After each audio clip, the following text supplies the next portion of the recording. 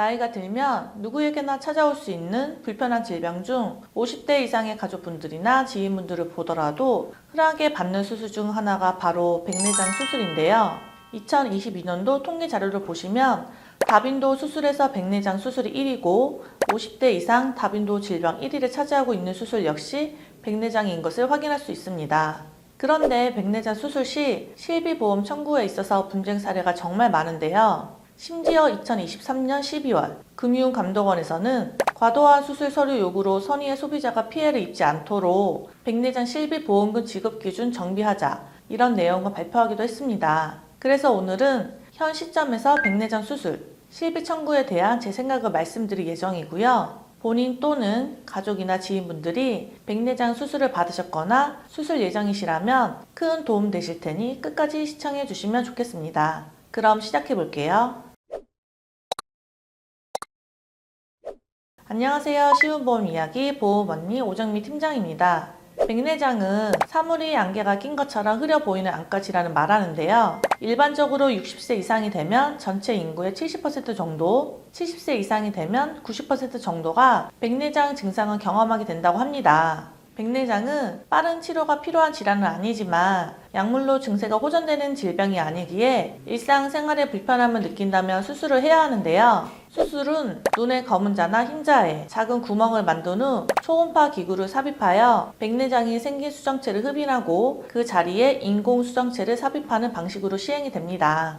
인공 수정체는 단초점 렌즈와 다초점 렌즈 이렇게 두 가지 중 한 개를 선택을 해서 시술을 하게 되는데요. 단초점 렌즈의 경우 급여 적용이 가능하지만 다초점 렌즈는 비급여 항목입니다. 기사에 따르면 다초점 렌즈의 비용은 양쪽 기준 대략 900만원 정도라고 하는데요. 수술비가 만만치는 않죠. 그런데 보험사에서 백내장 다초점 렌즈 삽입술에 대한 보상 기준을 강화를 하면서 보험금 지급을 안 해주고 있는 게 이슈인데요. 그렇다면 금융감독원에서 발표한 백내장 수술, 실비 보상이 가능하다는 걸까요?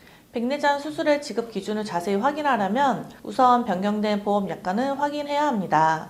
약관을 살펴보면 16년도 1월 이전 실비 기준으로 안경이나 콘택트 렌즈 등을 대체하기 위한 시력 교정술은 보상을 하지 않는다. 이렇게 명시되어 있습니다. 그러나 백내장 치료 목적으로 다초점 렌즈 삽입술은 보장이 가능했습니다. 그래서 16년 1월 이후부터 약관이 개정이 되면서 비급여 대상에 해당하는 치료는 보장을 하지 않겠다라는 문구로 변경되었습니다.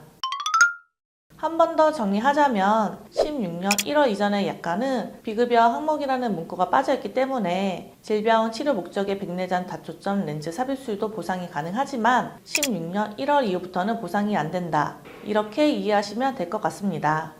보험사에서는 일부 의료기관에서 소비자들의 실비보험을 활용해 다초점 렌즈 삽입술을 시행을 하였고 그로 인한 의심 행위 등이 확산이 되면서 치료 목적임을 입증하는 지급심사를 강화하게 되었습니다. 그런데 치료 목적을 입증했다 하더라도 백내장 수술은 합병증이나 부작용 발생 확률이 현저히 낮기 때문에 일반적으로 입원이 불필요하니 통원 한도 내에서 보장을 해주겠다. 이렇게 보험사에서 나왔어요. 실비보험의 통원 한도는 보통 10만원에서 30만원 정도가 되는데 예를 들어 1000만원의 백내장 다초점 렌즈 삽입술을 하였고 실비보험의 질병 입원 한도가 5천만원이라고 한다면 입원 처리를 해서 5천만원 한도 내로 보험금을 받을 수 있었지만 현재는 통원 한도만큼만 보장을 받게 되는 거죠. 그래서 900만원, 1000만원 가량의 수술비를 이미 납부한 소비자들과 보험사의 분쟁이 시작이 된 겁니다. 이 판결 이후로 자연스레 백내장 실비 보험금 지급 규모도 현저히 줄어들게 되었습니다.